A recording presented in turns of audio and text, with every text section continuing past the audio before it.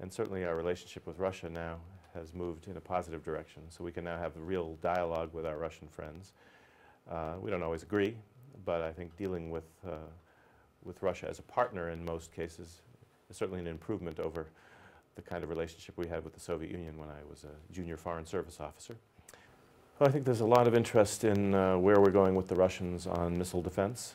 Secretary Clinton laid out some general ideas about the approach that we propose in response to what President Medvedev laid out at the NATO summit. And so people are curious about whether we really think that cooperating with Russia on missile defense is possible. For 20 years we've been trying to turn this from a contentious issue into an area of cooperation. In fact, it was the issue on which Reagan and Gorbachev had their breakdown at Reykjavik, and we've been struggling with this issue ever since. I think today, now that missile defense is actually becoming a reality, and because the threats that the United States and Russia may face in the coming years are the same ones, there's a greater possibility for developing a cooperative system that could really transform the way that the United States and Russia and NATO and Russia relate to one another. Well, we, of course, are very pleased with the trend in our bilateral relations and in the improvement in NATO-Russia relations.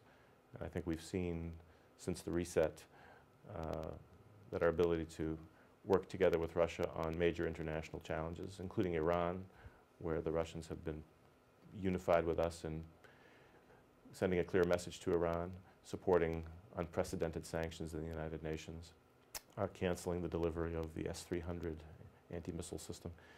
So I think in the relationship we're showing that we can work together on areas of common interest.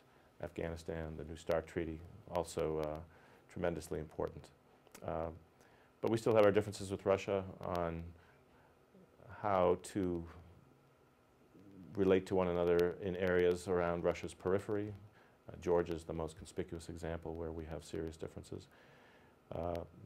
We have made clear we don't accept the whole principle of spheres of influence or spheres of privileged interests. That's a 19th century concept that we shouldn't be talking about in the 21st century. And we still have our concerns about internal developments in Russia as well, exemplified by the death of the lawyer Sergei Magnitsky, the unsolved crimes involving the murder of journalists, and just the broader problems of selective application of the law in that country. So these are problems that, of course, are for the Russians to solve, but they do affect the atmosphere for our relationship. They affect congressional attitudes in the United States. So we try to discuss these issues in a friendly way with the Russians.